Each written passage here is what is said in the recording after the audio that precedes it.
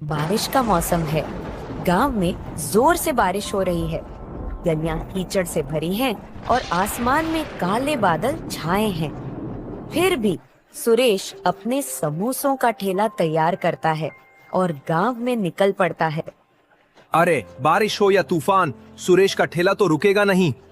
चल, आज भी गांव में समोसों की खुशबू फैलानी है। लोग भूखे तो नहीं रह सकते हैं ना। बारिश में भी गर्मा गर्म समोसे सबको पसंद आएंगे। बारिश रुक जाती है। कुछ लोग बाहर निकलते हैं और ठेले पर रुकते हैं। अरे सुरेश, ये समोसे तो गीले हो गए हैं। बारिश में तूने इन्हें ढककर क्यों नहीं रखा? स्वाद तो बिल्कुल फीका लग रहा है। अरे भाई, बारिश का मौसम है, थोड़ा तो गीला होगा, लेकिन स्वाद तो वही है, गर्मा गर्म। एक और ले लो, शायद पसंद आ जाए। नहीं नहीं सुरेश, ये बेकार है। बारिश में समोसे लेना ही गलती थी। अगली बार सूखे और कुरकुरे समोसे लाना, तब बात बनेगी। लगता है आज का दिन मुश्किल है, लेकिन हिम्मत नहीं हारनी। ठीक है भाई, कल और बेहतर समोसे लाऊंगा, जरूर आजमाना। सुरेश दिन भर मेहनत करता है, लेकिन किसी को उसके समोसे पसंद नहीं आते। बारिश की वजह से समोसे कम बिकते हैं। वह थककर और निराश होकर घर की ओर लौटता है। सुरेश गीला गीला घर लौटता है। उसका कपड़ा बारिश से भीगा हुआ है और चेहरा थकान और निराशा से भरा है। उसकी पत्नी राधा उसे देखकर चिंतित हो जाती है। अरे सुरेश, ये हालत क्या बना रखी है? फिर बारिश में भीगते हुए ठेला लगाने गए थे। चेहरा तो बता रहा है कि आज कुछ ठीक नहीं हुआ। समोसे बिके कि नहीं? हाँ राधा, क्या बताऊं, बारिश ने सारा खेल बिगाड़ दिया। लोग समोसे खरीद तो रहे थे, पर सब कह रहे थे कि गीले हो गए हैं, स्वाद बिगड़ गया। कुछ ही समोसे बिके। मैंने तो दिन भर गलियों में ठेला घुमाया, पर मौसम ने साथ नहीं दिया। ये तो परेशानी की बात है सुरेश। अगर रोज रोज ऐसा रहा तो हमारा क्या होगा? ठेले का खर्चा, घर का खर्चा, सब कैसे चलेगा? कुछ और सोचना पड़ेगा, नहीं तो मुश्किल हो जाएगी। हाँ राधा, चिंता तो मुझे भी है, पर हार नहीं माननी। कल फिर कोशिश करेंगे। शायद मौसम सुधर जाए और लोग फिर से समोसे खाने आए। बस थोड़ा सब्र रखना होगा। सुरेश और राधा चुपचाप रात का खाना खाते हैं। कमरे में सन्नाटा है और दोनों के मन में चिंता की लकीरें हैं। अगले दिन सुबह होती है। बारिश अब हल्की हो चुकी है। सुरेश फिर से अपने समोसों का ठेला तैयार करता है और गांव की गलियों में निकल पड़ता है, लेकिन लोग उसके ठेले पर नहीं रुकते। लगता है कल की बात सबके दिमाग में अटक गई। लोग शायद सोच रहे हैं कि समोसे फिर से गीले होंगे। कोई ठेले पर आ ही नहीं रहा। अरे, इतनी मेहनत से समोसे बनाए और अब कोई खाने वाला ही नहीं। वह एक चौराहे पर ठेला रोककर इंतजार करता है, लेकिन घंटों बीत जाते हैं और कोई ग्राहक नहीं आता। सुरेश का चेहरा उदास हो जाता है। क्या करूं अब? अगर ऐसे ही रहा तो ठेला चलाना मुश्किल हो जाएगा। तभी एक बूढ़ा व्यक्ति, जिसके कपड़े पुराने और फटे हुए हैं, धीरे धीरे ठेले के पास आता है। बेटा, एक समोसा दे दे, बहुत भूख लगी है, दिन भर से कुछ नहीं खाया। बाबा, आपके पास पैसे हैं? ही बेटा, मेरे पास तो एक पैसा भी नहीं है। बस सोचा शायद तू कुछ दे दे। कोई बात नहीं बाबा, भूखे को खाना देना पुण्य का काम है। ये लो, गर्मा गर्म समोसा खाओ और ताकत लाओ। बेटा, तेरा दिल तो सोने जैसा है। ये समोसा बहुत स्वादिष्ट है। भगवान तुझे हमेशा खुश रखे और तेरे ठेले पर बरकत दे। शुक्रिया बाबा, आपकी दुआ ही काफी है। आसमान फिर से काले बादलों से घिर जाता है और अचानक तेज बारिश शुरू हो जाती है। बारिश की बूंदें ठेले पर रखे समोसों पर गिरने लगती हैं। सुरेश परेशान हो जाता है। अरे, ये क्या हो गया? फिर से बारिश। अब तो सारे समोसे भीग जाएंगे। कल लोग बुरा भला कह रहे थे और आज फिर वही हाल। मेहनत पर पानी फिर जाएगा। तभी बूढ़ा व्यक्ति अपनी पुरानी मोटी बोरी उतारता है, जो उसने बारिश से बचने के लिए ओढ़ रखी थी। बेटा, परेशान मत हो, ये बोरी ले, इसे अपने ठेले पर डाल दे। इससे तेरे समोसे भीगने से बच जाएंगे। लेकिन बाबा, अगर मैं ये बोरी ले लूं तो आप कैसे बचेंगे इस बारिश से? आप तो खुद भीग जाएंगे। मेरी चिंता तू मत कर बेटा, ये बोरी तुझे ज्यादा जरूरी है। ले, रख ले इसे और अपने समोसों को बचा।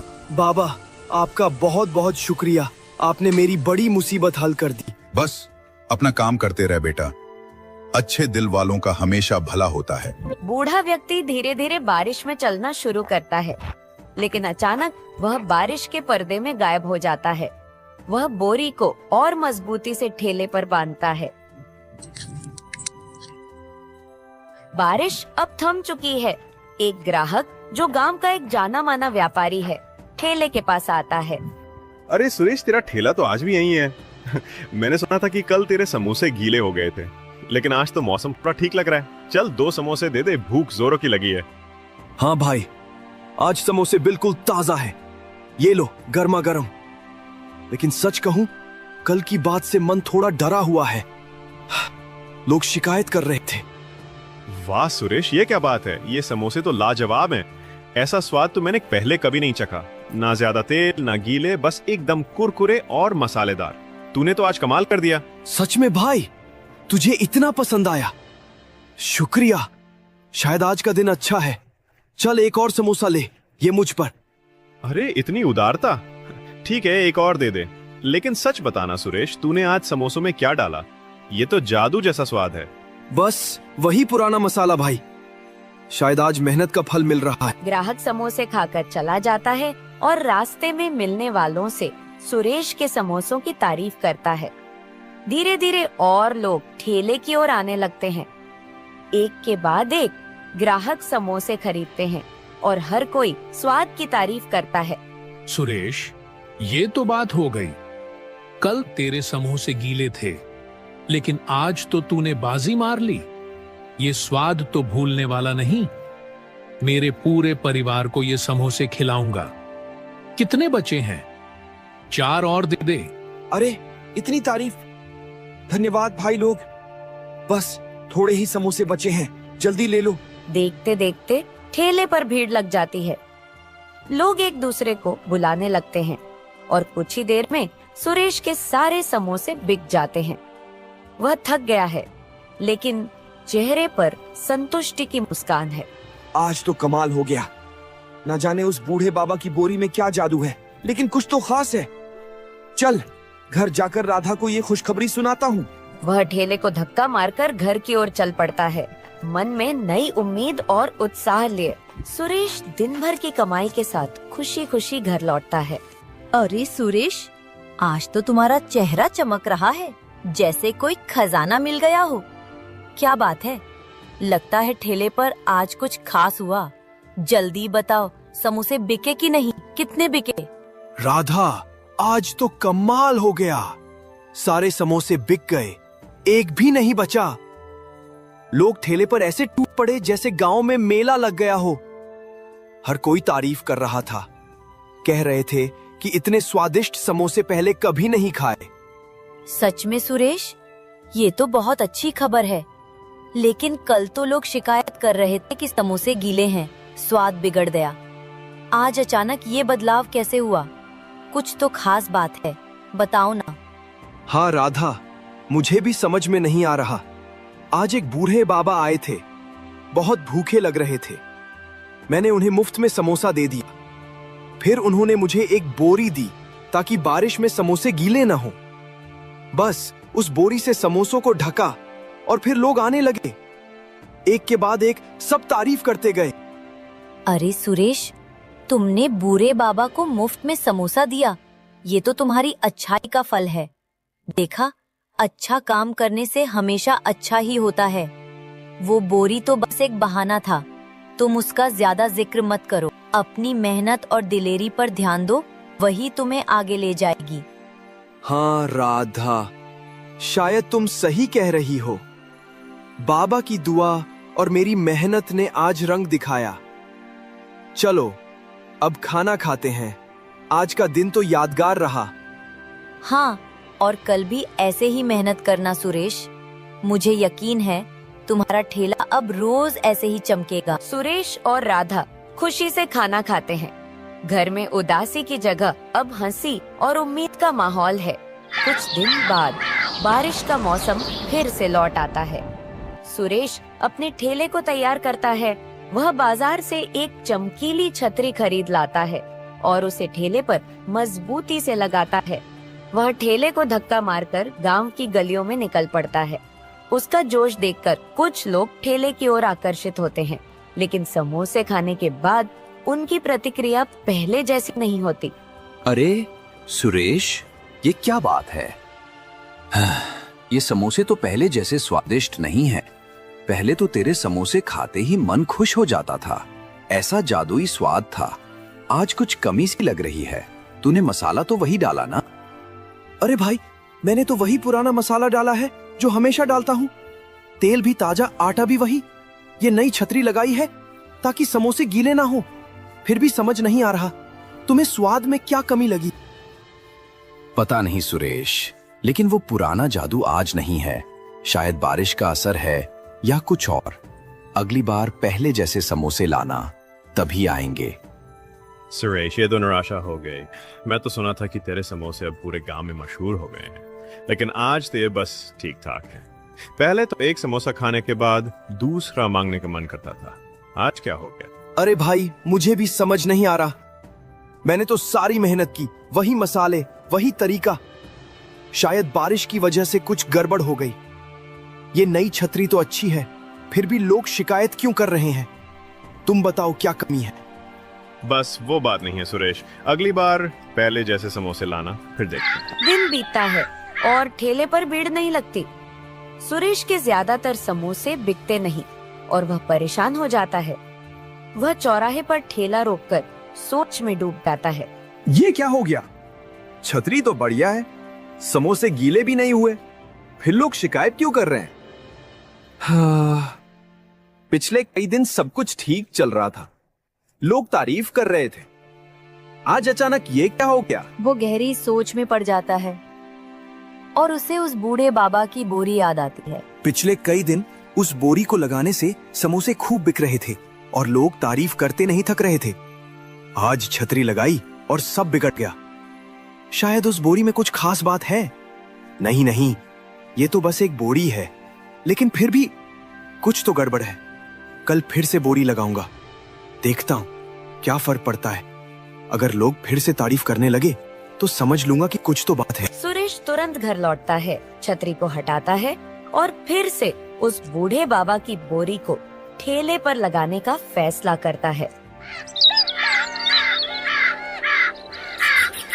सुरेश बूढ़े बाबा की बोरी ठेले पर लगाता है। छतरी हटाकर वह ठेला लेकर गांव की गलियों में निकलता है। बोरी समोसों को ढके हुए है। चौराहे पर ठेला रुकते ही एक ग्राहक आता है, समोसा खाता है और तारीफ करता है। खबर फैलती है और ठेले पर भीड़ लग जाती है। लोग समोसों की तारीफ करते हैं और जल्दी सारे समोसे बिक जाते हैं। सुरेश थका हुआ लेकिन खुश है। ठेला समेटते समय वह बोरी को देखता है और समझ जाता है कि इसमें कोई खास शक्ति है। वह बोरी को संभाल कर रखता है और खुशी खुशी घर की ओर चल पड़ता है। वह घर के बाहर एक चारपाई पर बैठकर थोड़ा आराम कर रहा है। तभी उसका दोस्त राजू उसके पास आता है। सुरेश भाई, थोड़ा वक्त है?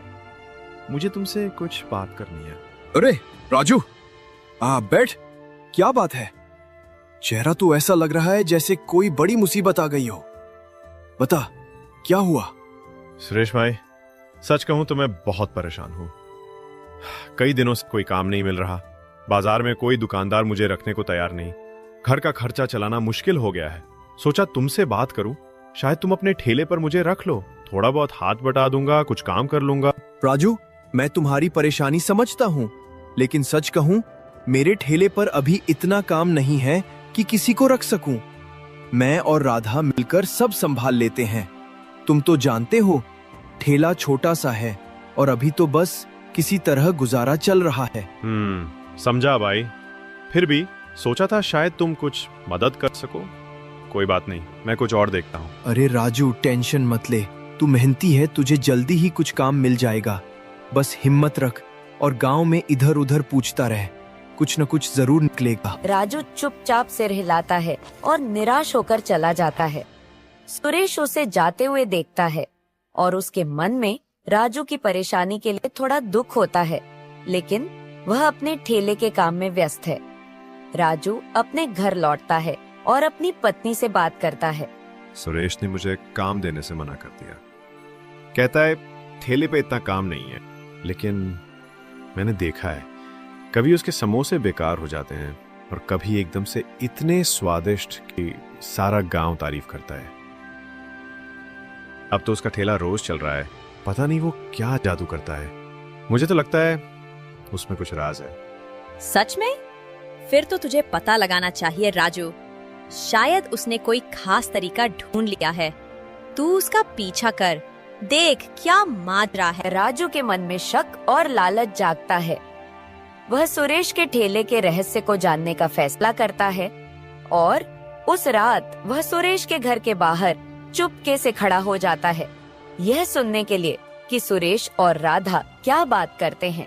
वह उन दोनों की सारी बातें सुन लेता है और अगले दिन सुबह जब सुरेश अपना ठेला तैयार कर रहा था, राजू जबी बोरी को चोरी कर लेता है। राजू अपने घर पहुंच चुका है, बोरी को जमीन पर रखता है। उसकी पत्नी भी वहाँ है। अब देख क्या कमाल दिखाता हो। ये वही बोरी है जो सुरेश को अमीर बना रही है।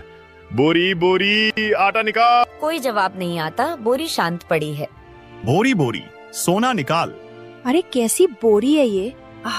कुछ भी तो नहीं कर रही, एक पत्थर तक नहीं निकाल सकती।